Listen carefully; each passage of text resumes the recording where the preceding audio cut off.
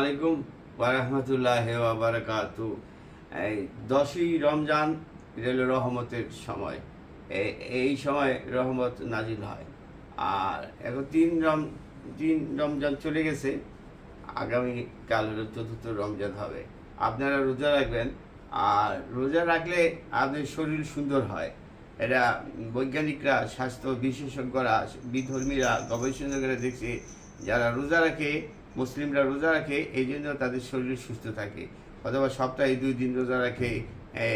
এই জন্য নবী করিম সাল্লাল্লাহু আলাইহি ওয়াসাল্লাম সোমবার আর বৃহস্পতিবার রোজা রাখতো। আমরাও যে চেষ্টা করব রোজা রাখতে, তাহলে আমাদের শরীর মন সুন্দর থাকবে। আর রোজার সময় আমরা যে এই এই ইফতার করতে যখন বসি, তখন আমরা প্রথমে খাইব আর কি খেজুর। খেজুর খাওয়ার পরে আমরা খাইব হইল এই শরবত বা পানি। পানি খাওয়ার পর আমরা প্রথমে মিষ্টান্ন জিনিস খাবো না, তো ফল খাবো, লাস্টে মিষ্টি খাবো।